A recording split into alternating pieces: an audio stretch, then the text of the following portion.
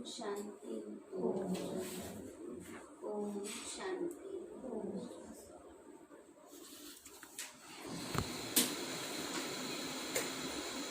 आज प्यारे बाबा की 5 तारीख को मनाते हैं।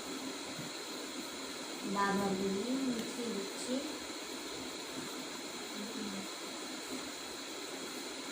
बाप आए हैं तो बच्चों को शांति और सुख का वर्षा देने। तुम्हारा स्वधर्म ही शांत है, इसलिए तुम शांति के लिए भटकते नहीं हो। इसलिए बाबा कहते तुम शांति के लिए भटकते नहीं हो, क्योंकि बाबा से हम बच्चों को सुख शांति का वर्षा मिल जाता है। प्रश्न है, अभी तुम बच्चे 21 जन्मों के लिए अखुट खजानों में वजन करने योग्य बनते हो, क्यों? बाबा बोले, क्योंकि बाप जब नई सृष्टि रचते हैं तब तुम बच्चे उनके मददगार बनते हो। अपना सब कुछ उनके कार्य में सफल करते हो। इसलिए बाप उसके रिटर्न में 21 जन्मों के लिए तुम्हें अखुट खजानों में ऐसा वजन करते जो कभी धन भी नहीं खुटता ना। बाबा ने कहा बाबा हमें खजानों में ऐसा वजन करते जो आधा कल्प तो क्या कहो बाद तक भी धन की कमी नहीं रहती है। दुख भी नहीं आता, अकाले मृत्यु भी नहीं होती। गीत है, मुझको सहारा देने वाले दिल कहे तेरा शुक्रिया। ओम शांति। मीठे मीठे रूहानी बच्चों को ओम का अर्थ तो सुनाया है। कोई सिर्फ ओम कहते, परंतु कहना चाहिए ओम शांति। सिर्फ ओम का अर्थ निकलता है ओम भगवान। बाबा ने कहा केवल ओम कहते तो दुनिया के हिसाब से तो ओम बना रहता है, देखे ना मंदिर में हर जगह। तो उनका मतलब होता है परमात्मा से। फिर ओम शांति का अर्थ है मैं आत्मा शांत स्वरूप हूँ। हम आत्मा है, यह हमारा शरीर है। पहले है आत्मा और पीछे है शरीर ना। बाबा ने कहा पहले आत्मा पीछे शरीर। आत्मा शांत स्वरूप है, उनका निवास स्थान है शांति धाम। बाकी कोई जंगल में जाने से सच्ची शांति नहीं मिलती। आत्मा का स्वधर्म शांति है, कोई जंगल में जाने से शांति नहीं मिलती। तो बाबा कहते बच्चे सच्ची शांति मिलनी ही तब है जब घर जाते हैं। दूसरा शांति चाहते जहाँ अशांति है। बाबा कहते हैं बच्चे शांति चाहते हैं क्योंकि अशांति है यहाँ पर। यह अशांति का दुख धाम विनाश हो जाएगा, फिर शांति हो जाएगी। तुम बच्चों को शांति का वर्षा मिल जाएगा। अभी सबको क्या मिल रहा है? शांति का वर्षा, माना वरदान मिल रहा है। वहाँ न घर में न बाहर राजधानी में शांति होती है। सतयुग में हो गया कहीं शांति? होती नहीं। नाम ही सुख धाम है, तो सुख और शांति है। सुख और शांति का पवित्रता का साम्राज्य है, उसको कहा जाता है शांति का राज्य। यहाँ है अशांति का राज्य, क्योंकि रावण राज्य है ना, वो है ईश्वर का स्थापन किया हुआ राज्य। फिर द्वापर के बाद आसुरी राज्य होता है। असुरों को कभी शांति होती नहीं। घर में दुकान में जहाँ तहाँ शांति ही अशांति है। इस समय सबकी वृत्ति कैसी होगी? आसुरी वृत्ति है। तो बाबा ने कहा असुरों को शांति होती नहीं। 5 विकार रूपी रावण अशांति फैलाते हैं। रावण क्या चीज है यह कोई भी विद्वान पंडित आदि नहीं जानते। समझते नहीं कि हम वर्ष वर्ष रावण को क्यों मारते हैं। सतयुग त्रेता में यह रावण होता ही नहीं, वो है ही दैवी राज्य। ईश्वर बाबा दैवी राज्य की स्थापना करते हैं तुम्हारे द्वारा, अकेले तो नहीं करते। बाबा कहते हैं बाबा अकेले नहीं करते हैं, अकेले बाबा को जाना भी नहीं है ना। बाबा को ही नहीं जाना, बाकी सब बच्चों को भेज देंगे तो बच्चों की हेल्प तो लेंगे ना, नहीं तो बच्चों का भाग्य कैसे बनेगा। इसलिए बाबा कहते बच्चे देखो अकेले नहीं करते हैं, तुम मीठे मीठे बच्चे ईश्वर के मददगार हो। आगे थे रावण के मददगार, अब ईश्वर आकर सर्व की सदगति कर रहे हैं, पवित्रता सुख शांति की स्थापना करते हैं। तुम बच्चों को ज्ञान का अब तीसरा नेत्र मिला है, मिल गया ना, सभी को ज्ञान का तीसरा नेत्र मिल गया है। बाबा कहते हैं सुख सतयुग त्रेता में दुख की बात नहीं, कोई गोली आदि नहीं देते, गंध नहीं खाते। यहाँ तो देखो कितना गंध खाते हैं, दिखाते हैं कृष्ण को गौएं बहुत प्यारी लगती थी। ऐसे नहीं कृष्ण कोई ग्वाला था, गौ की पालना करते थे, नहीं, वहाँ की गौ और यहाँ की गौ में तो बहुत फर्क है। बाबा कहते हैं फिर श्री कृष्ण को क्यों दिखाया गाय चरा रहा है, कौन सी गाय? हाँ, बाबा कहते हैं बच्चे ये सब आत्मा रूपी गाय की बात है। शिव बाबा ब्रह्मा तन में आके ज्ञान घास चराते हैं। तो ब्रह्मा बाबा अंत में गांवड़ी का छोरा था, माना गांव का ही तो था ना। शुरू में तो बाबा पहले गांव में ही रहते थे, फिर धीरे धीरे बड़े हुए, थोड़ा काम सीखा, फिर कलकत्ता आ गए और हीरे जवाहरात का धंधा शुरू किया, फिर बड़ा जौहरी बन गया। तो फिर उसके तन में शिव बाबा की प्रवेशता हुई, तो वो सब आत्माओं को ज्ञान घास खिलाते हैं, इसलिए शिव बाबा हो गया ग्वाला। उन्होंने फिर सारी बातें शिव बाबा की श्री कृष्ण पर दिखाई, इसलिए श्री कृष्ण को ग्वाला दिखाया। तो बाबा कहते नहीं, वहाँ की गाय में और यहाँ की गौ में तो बहुत फर्क है। वहाँ की गायें सतो प्रधान बहुत सुंदर होती हैं, जैसे सुंदर देवताएं वैसे गायें, देखने से ही दिल खुश हो जाए। वो तो है ही स्वर्ग, ये है नर्क, सभी स्वर्ग को याद करते हैं। स्वर्ग और नर्क में रात दिन का फर्क है। रात होती है अंधियारी और दिन है सोजरा। ब्रह्मा का दिन गोया ब्रह्मा वंशियों का भी दिन हो जाता है। तो पहले तुम भी घोर अंधियारी रात में थे, इस समय भक्ति का कितना जोर है। महात्मा आदि को सोने में वजन करते रहते, क्योंकि शास्त्रों में बहुत विद्वान हैं, शास्त्रों के बहुत विद्वान हैं। उन्हों का प्रभाव इतना क्यों है, यह भी बाबा ने समझाया है। झाड़ में नए नए पत्ते निकलते हैं तो सतो प्रधान है, सुंदर लगते हैं ना, नए नए पत्ते निकलते हैं, कोपले निकलती हैं, उनकी रंग रूप चमक अलग होती है। तो बाबा यही समझाते हैं बच्चे, ये नए नए पत्ते हैं, अभी आत्मा परम धाम से आई है, अपना मठ पंथ स्थापन करेगी, उसके पीछे बहुत कुछ आत्माएं चलेंगी, इसलिए उनका नाम वाला होता है।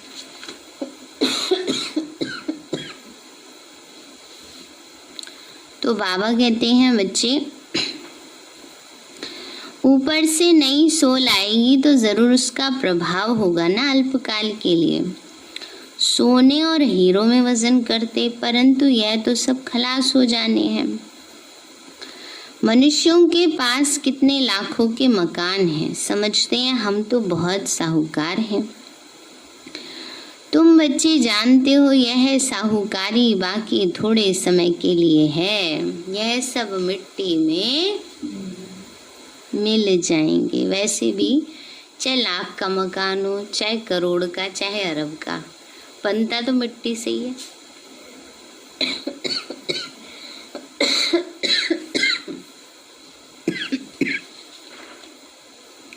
तो बाबा कहते हैं अंत में क्या होगा, सब मिट्टी में मिल जाएंगे। किसकी दबी रही धूल में, किसकी राजा खाए, किसकी चोर लूट ले जाए, सफली होगी उनकी जो खर्चे नाम धनी के। तो बाप स्वर्ग की स्थापना करते हैं, उसमें जो लगाते हैं उन्हों को 21 जन्मों के लिए हीरे जवाहरातों के महल मिलेंगे। यहाँ तो एक जन्म के लिए मिलता है, वहाँ तुम्हारा 21 जन्म चलेगा। इन आँखों से जो कुछ देखते हो शरीर सहित सब भस्म हो जाना है। तुम बच्चों को दिव्य दृष्टि द्वारा साक्षात्कार भी होता है। विनाश होगा, फिर इन लक्ष्मी नारायण का राज्य होगा। तुम जानते हो हम अपना राज्य भाग्य फिर से स्थापन कर रहे हैं। 21 पीढ़ी राज्य किया, फिर रावण का राज्य चला, अब फिर बाप आया है। भक्ति मार्ग में सब बाप को ही याद करते हैं। गायन भी है, दुख में सिमरन सब करें, सुख में करे ना कोई। बाप सुख का वर्षा देते, फिर याद करने की दरकारी नहीं रहती। तुम मात पिता हम बालक तेरे, तुम्हारी कृपा से सुख घनेरे। अब यह तो माँ बाप होंगे अपने बच्चों के, यह है पारलौकिक माता पिता की बात। अभी तुम यह लक्ष्मी नारायण बनने के लिए पढ़ते हो। स्कूल में बच्चे अच्छा पास होते हैं तो फिर टीचर को इनाम देते हैं। अब तुम उनको क्या इनाम देंगे, है ना। अच्छे रिजल्ट आता है तो कई बार बच्चे जो होते हैं वो टीचर को भी कुछ ना कुछ गिफ्ट लाके देते हैं। भाई आपने हमें इतना अच्छा पढ़ाया तो इसलिए दे रहे हैं गिफ्ट। तो बाबा कहते हैं बच्चे तुम क्या देंगे, बाबा तुम इतना ऊंचा बना रहे हैं।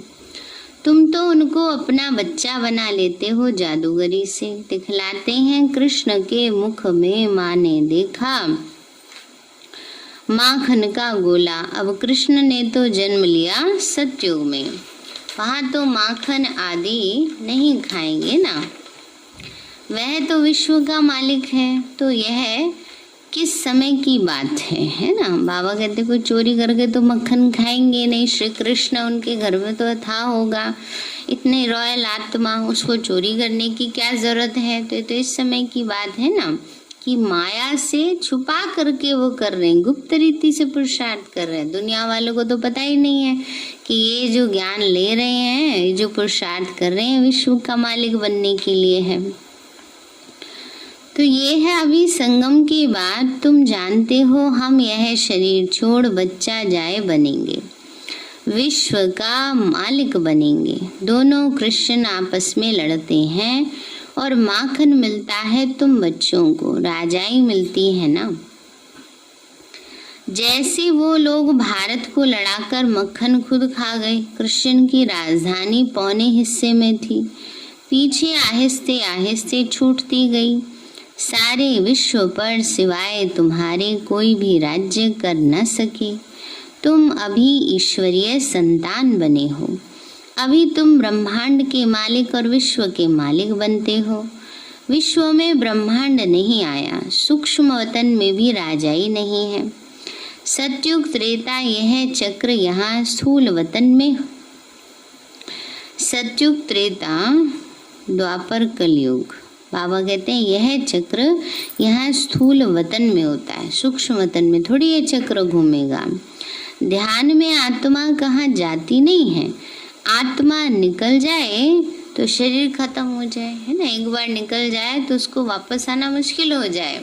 इसलिए बाबा कहते हैं ये तो एक स्थिति है कि आत्मा जैसे अनुभव करती है, जैसे देह से निहारी हो गई, बाकी ऐसे नहीं को निकल करके चली जाती है। यह सब है साक्षात्कार। रिद्धि सिद्धि द्वारा ऐसे साक्षात्कार होते हैं। जो यहाँ बैठे विलायत की पार्लियामेंट आदि देख सकते हैं। बाबा के हाथ में है दिव्य दृष्टि की चाबी। तुम यहाँ बैठे लंदन देख सकते हो। औजार आदि कुछ भी नहीं खरीद करना पड़े। ड्रामानुसार उस समय पर वह साक्षात्कार होता है। जो ड्रामा में पहले से ही नोंद है ना। बाबा ने कहा बच्चे रिद्धि सिद्धि से ऐसा हो जाता है कि आप बैठे लंदन अमेरिका देख सको। अभी तो बिना रिद्धि सिद्धि के ही हो रहा है, स्थूल साधनों से, है ना। टीवी में सब कुछ देख लो ना। तो बाबा कहते हैं बच्चे यह भी नोंद है, कोई बड़ाई नहीं है। यह सब ड्रामा अनुसार होता है। कृष्ण विश्व का प्रिंस बनता, गोया मक्खन मिलता। यह भी कोई जानते नहीं कि विश्व किसको और ब्रह्मांड किसको कहा जाता है ना। ब्रह्मांड तो पूरा है, 3 लोक उसमें आ गए ना, और विश्व जो है वो सिर्फ पृथ्वी लोक को कहा जाता है।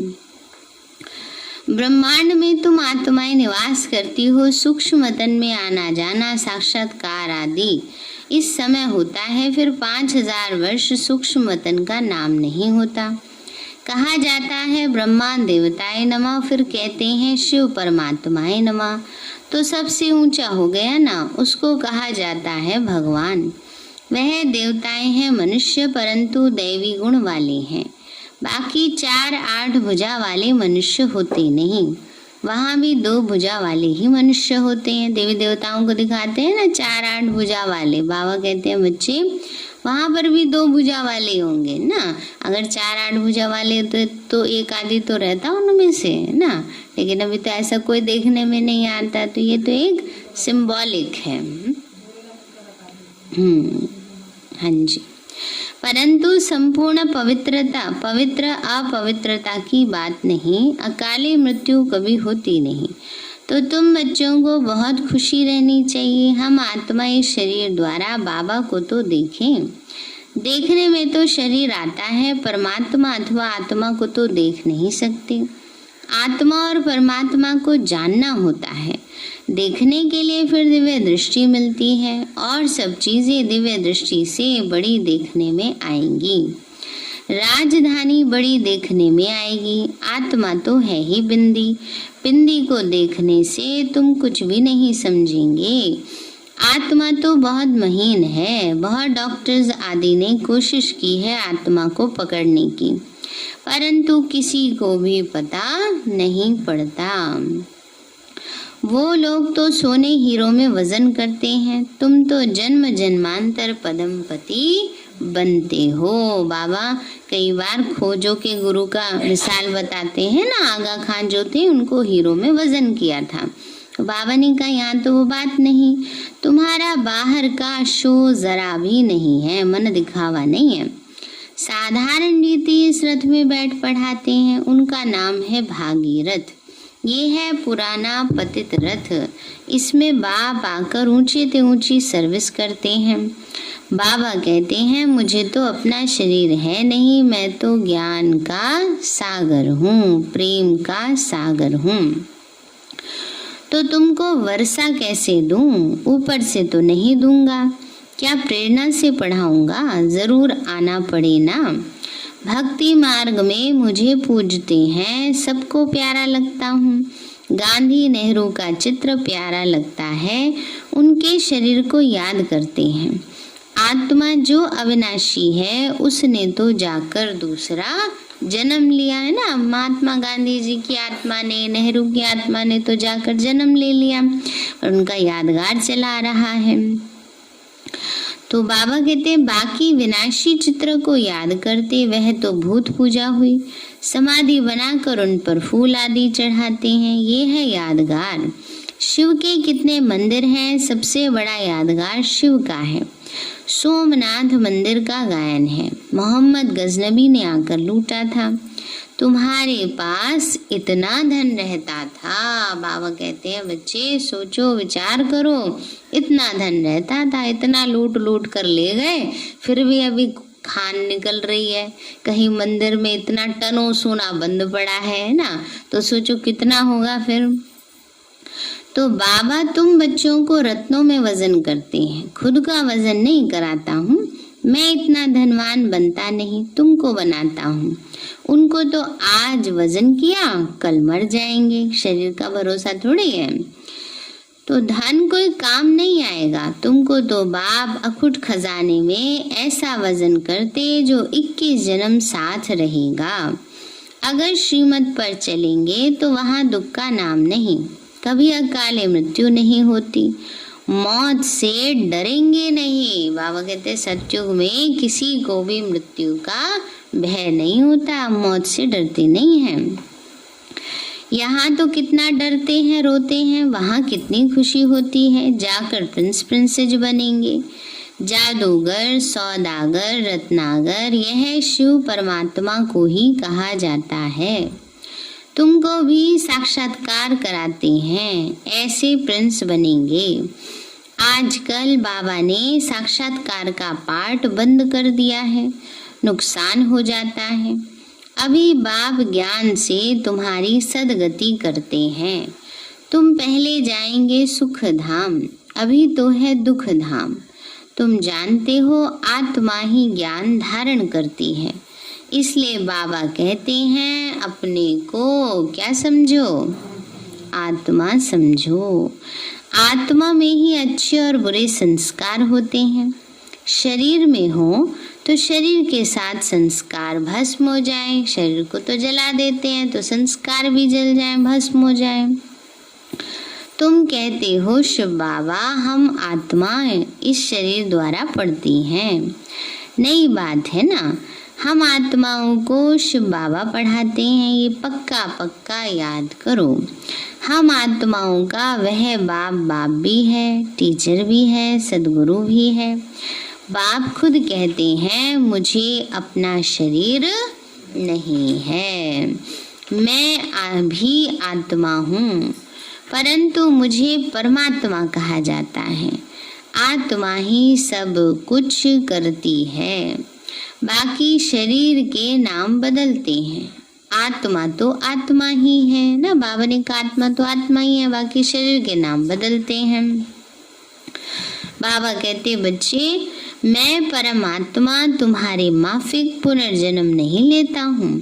मेरा ड्रामा में पाठ ही ऐसा है जो मैं इनमें प्रवेश कर तुमको सुना रहा हूँ। इसीलिए इनको भाग्यशाली रथ कहा जाता है। इनको पुरानी जुत्ती भी कहते हैं।